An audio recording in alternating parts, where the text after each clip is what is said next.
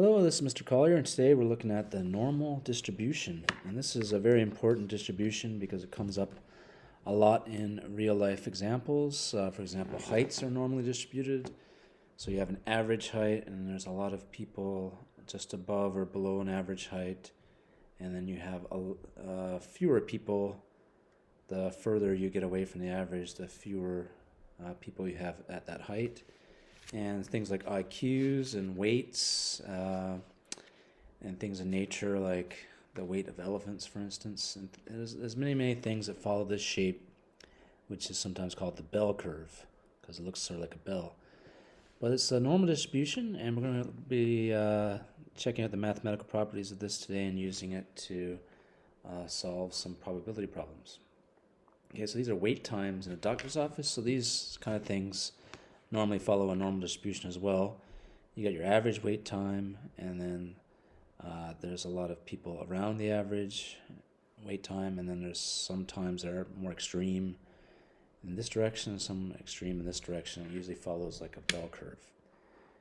Okay, let's just add in case the probability you need to wait between 70 and 80 minutes is this amount, and you can calculate it. It's basically equivalent to the area of this rectangle. But we're going to get our calculator to do all these calculations today.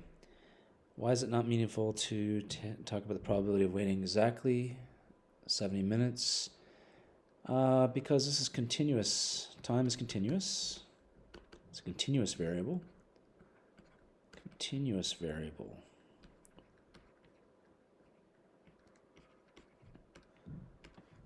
Okay, it's there is no exactly 70 minutes because you have 70 minutes, 70.001, for instance. Okay, so we're generally going to be talking about intervals in these probabilities, and this distribution depends on two things: the mean mu and the standard deviation sigma. Okay, the mu is right in the middle, and the standard deviation tells you how spread out the data is, or the probabilities are. Okay, so this is in general what the normal curve looks like. You have mu, or the mean, is right in the middle, and you got mu plus 1 sigma, and then mu plus 2 standard deviations, and then backwards we have mu minus sigma, and so forth. Okay, so there's a couple of different distributions here. And let's match them. Let's label these 1, 2, 3, 4. And right away we can see this one's 4 because the mean is right here. This curve is centered on -2, so that's got to be number 4. And this one here we have a mean of, or all three of them, the other ones, we have a mean of 0. But this one's the least spread out, and it's got the highest peak here. That is number 1. Because it's got the smallest standard deviation. That means many of the values are centered around the mean. Okay, and then we have 2 and 3 here, because 3 has the largest standard deviation, so it's going to be the one that's most spread out. Okay, which curve is more likely to have values higher than 3? Well, that would be, let's look at 3 right here. That would be this orange one right here, because it's the biggest, it's got the biggest area over here. Alright, so, and because it's got the largest standard deviation, then we're going to more likely have values that are far away from the mean. Okay? So on our calculator, well, let's go back to what we said here. You can't have exactly 70 minutes, so we're not going to be using the density. We're not going to be using that for normal. We're going to be using cumulative, in which we can get probabilities of certain intervals. Okay, let's look at notation first, actually. So this is how we write it. Now on your calculator, this might be a little bit confusing. On your calculator, you use sigma and the mean, but when you write the notation on IB exams, you got to write a normal distribution with the mean and sigma squared, or the variance. But when you type it into your calculator, you're going to use mean and standard deviation. So in this example here, we have the random variable x has a normal distribution of 75, 22 squared. This is how you write it. and we're going to calculate probability x is less than 60. Now you could say less than 60 or less than equal to 60 is going to be the same probability, because again the probability of exactly 60 is effectively 0. So let me show you how to do that on the HP Prime calculator. So you can go to the toolbox, probability, cumulative, and we never use density for normal distribution. Click on normal, and we type in the mean, which is 75, comma, the standard deviation, so not the squared, and then we just do 60. So cumulative means up to that point, so up to 60 means less than 60, and that gives us our probability. And let's write that to three significant figures, 0.247, or actually 48. Or if you like percents, that's 24.8%. Okay, next let's look at the probability between 60 and 80, so you can write it like this. Oops. Okay, that's how we write it. And on our calculator, we're going to do the same thing, but we're going to do 60 comma 80. So if you have two numbers here on the end, that gives you the probability between those two values, 0.342. 0.342 or 34.2%. Okay, and next we have probability x is greater than 75. So let me show that on the calculator. So for that, our lower bound here is going to be 75, and we're looking for anything bigger than 75, so we need to go up to infinity here. You can't type infinity into the calculator. So you can do a bunch of 9s, or you can do 10 to the power of 99 is the biggest number in your calculator. Just enter a really big number here. And it's exactly 0.5, and that makes sense because 75 is the mean. Okay, if you draw the normal distribution, 75 is right in the middle. It's not a percent. 75 is right in the middle, and then half of the area of under the curve is above 75, so that's 50% exactly. Okay, let's do a couple more. Be a little bit careful here. This should be a tilde. X has a normal distribution. 12 comma 9 is 3 squared. So actually the standard deviation is 3 and not 9, so be careful about that. Okay, so we know the mean is 12. So this probability is going to represent from 10 to 13. It's kind of in the middle, so it should be a high number because that area is kind of large there. So let's use this one here. I'll just retype the numbers.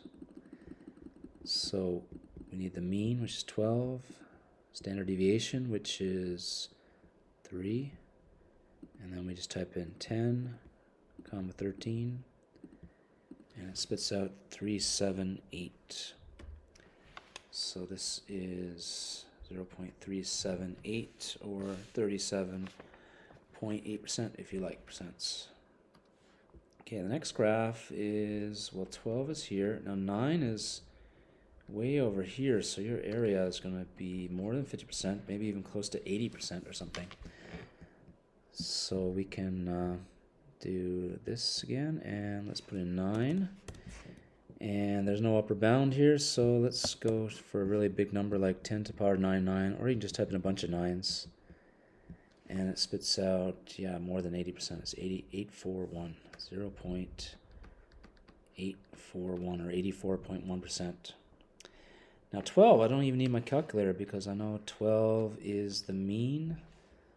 So less than 12 is going to be exactly 50% or 0.5.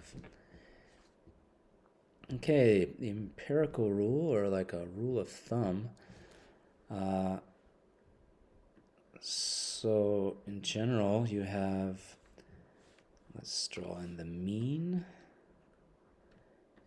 and the mean plus 1 standard deviation. This interval is always 68%. So that means each part here is 34 and 34.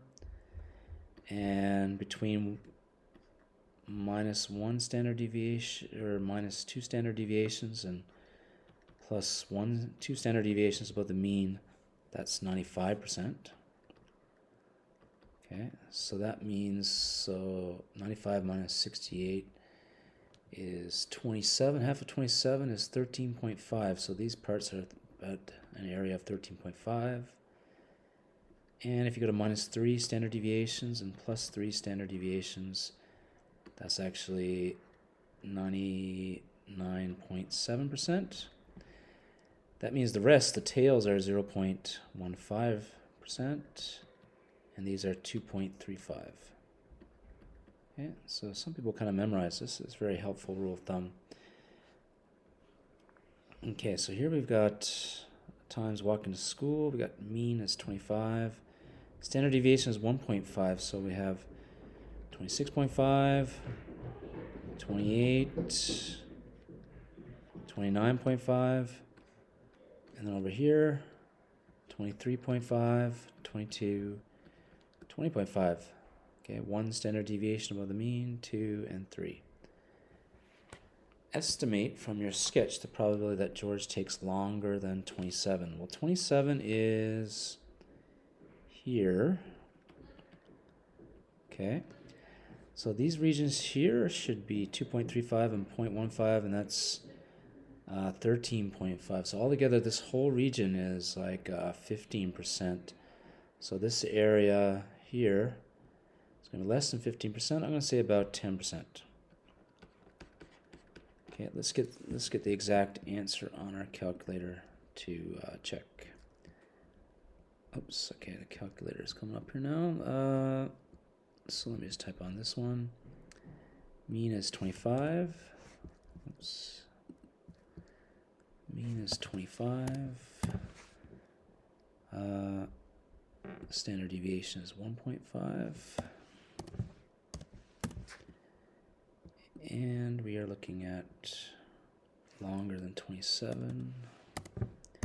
So we can do 27 and then infinity, or 9999999. And we get about 9.12%. So it's actually about 9.12%. So we were pretty close in our estimation. Drawing the graph really helps you to understand the probabilities and to really check your answer to see if it's reasonable. Estimate the probability that George takes less than 21.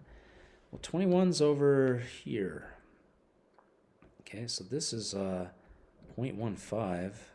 So it's not going to be much more than that. This is 2.35, and we're really far over on the left. So I'm going to guess about 0.5%. Let's check out what the calculator gives us. So less than 21. I actually only need 3 values. I just need to type in a 21 right here. And it takes less than 21. And you get 0.383%. 0.383%.